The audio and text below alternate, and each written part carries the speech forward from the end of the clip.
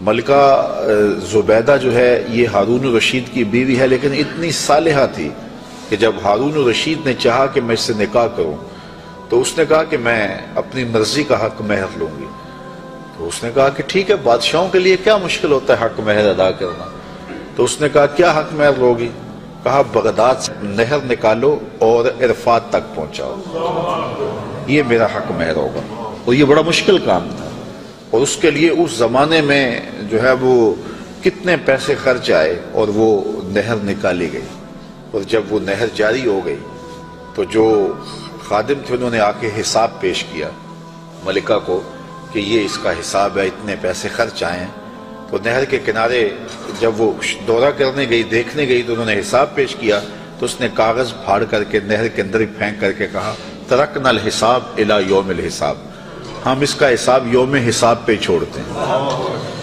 تو وہ نہر پھر جب تک یہ جدید ذرائع نہیں آئے تھے تو حاجیوں کے لیے سیرابی کا باعث بنتی رہی، اور نہر زبیدہ کے آج بھی اثرات جو ہے وہ میدان عرفات کے اندر دیکھے جا سکتے ہیں۔ تو یہ بغداد سے چلتی تھی نہر اور مکہ المکرمہ تک پہنچتی تھی، اور یہ حق مہر تھا زبیدہ خاتون کا۔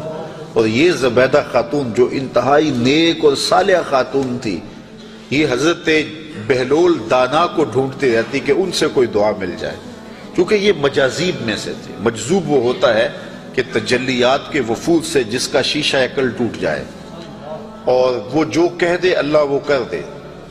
فرمایا صحیح حدیث میں ہے رب اشعث اخبر مدفوع بالابواب لو اقسم علی اللہ لابر، بہت سارے لوگ ان کے کپڑے پھٹے ہوئے، حالات پرا گندہ، بال بکھرے ہوئے، لیکن فرمایا انہیں کہیں چھیڑنا بیٹھنا، اللہ کے نام پہ وہ قسم ڈال دیں تو اللہ فوری پوری کر دیتا ہے۔ تو یہ اسی قبیلے کا فرد تھا بہلول دانا۔ ایک دن زبیدہ گزر رہی ہے دجلہ کے کنارے پہ، تو بہلول مٹی کے گروندے اپنے ہاتھوں اپنے پاؤں پہ بناتا اور گرا دیتا ہے۔ یہ کبھی آپ نے بچپن میں منظر دیکھا، وہ گلی میں ریت پھینک جائے تو بچے جو ہے وہ پاؤں کے اوپر گروندے بنا دیتے ہیں اور پھر ان کو ہولے سے پاؤں نکال لیتے ہیں، پھر جب کھیل ختم ہو تو گرا دیتے ہیں۔ یہی شغل بہلول کر رہا ہے دجلہ کے کنارے۔ تو ملکہ زبیدہ گزری، پوچھا بہلول کیا کر رہے ہو؟ کہا جنت کے مکان بنا رہا ہوں۔ کہا بیچتے ہو؟ ہاں بیچنے کے لیے بنا رہا ہوں۔ کتنے کا؟ کہا کہ 10 روپے کا، فرض کرو 10 روپے کا ایک مکان بیچ رہا ہوں۔ 10 روپے کیا ہوتے ہیں؟ اس نے 10 درہم نکالے بہلول کو دیے، بہلول نے پیسے دیکھے اور دجلہ میں پھینک دیے، اور ایک کے گرد دائرہ کھینچ کے کہا یہ تمہارا ہوا۔ پیچھے سے بادشاہ گزرا تو اس نے بہلول کو دیکھا اسی شغل میں لگا ہوا ہے، پوچھا کیا کر رہے ہو؟ کہا جنت کے مال بنا رہا ہوں۔ تو کہا بیچتے ہو؟ کہا ہاں بیچتا ہوں۔ کتنے کا؟ 10 روپے کا۔ بادشاہ مسکرا کے گزر گیا، دیوانہ ہے، موج میں لگا ہوا ہے۔ اچھا خیر، جب رات پڑی بادشاہ سویا، کیا دیکھتا ہے جنت میں ایک خوبصورت محل ہے کہ اس نے کبھی ایسا محل دیکھا ہی نہیں تھا۔ شوق ہوا کہ اس کو اندر دیکھو، کیونکہ وہ بادشاہوں کی خواہش ہوتی ہے۔ تو جب آگے بڑھا تو لکھا تھا ملکہ زبیدہ، اشتیاق اور بڑھا۔ تو پھر آگے بڑھنے لگا، دربان نے روک لیا، کہا یہ میری بیوی کا ہے۔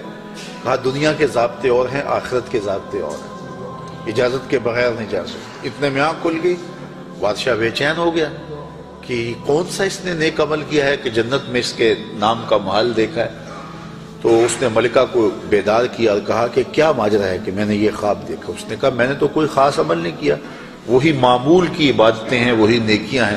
ہاں یاد پڑا، آج میں گزر رہی تھی راستے میں دجلہ کے کنارے، بہلول بیٹھا تھا اور وہ محل تعمیر کر رہا تھا، وہ گروندے، اور کہہ رہا تھا یہ جنت کے محل ہیں۔ تو میں نے کہا کہ ٹھیک ہے، اپنی موج میں ہے، تو ایک میں نے اس سے خرید لیا تھا۔ بادشاہ سر پکڑ کے بیٹھ گیا، وہ تو مجھے بھی کہتا تھا، اور میں دیوانے کی بھیڑ سمجھا اور آگے گزر گیا۔ اگلے دن بادشاہ قصدن گزرا، ہارون الرشید قصدن گزرا، اور دل میں تھا کہ آج بہلول اسی شغل میں دوبارہ مل جائے تو کیا اچھا ہو۔ اگلے دن دیکھا تو بہلول وہاں بیٹھا ہوا ہے اور وہی کام کر رہا ہے۔ بادشاہ خوش ہوا، کہا بہلول کیا کر رہے ہو؟ اب دل دھڑک رہا تھا کہ جواب کل جیسا ملے۔ کہا جنت کے محل بنا رہا ہوں۔ بادشاہ کے دل کو تسلی ہوئی، کہا بیچتے ہو؟ کہا ہاں بیچنے کے لیے بنا رہا ہوں۔ کہا کتنے کا؟ کہا آدھی حکومت لگے گی۔ کہا کل تو 10 روپے کا کہتے ہو۔ کہا ہاں کوئی اور آئے تو اس کے لیے 10 روپے کا۔ کہا تو میرے لیے اتنا مہنگا کیوں؟ کہا تم دیکھ کے جو آئے ہو۔ تو بات یہ ہے کہ یہ سعدی نے کہا تھا، سعدیہ نزدیک رائے عاشقاں خلق مجنو نندو مجنو آ کے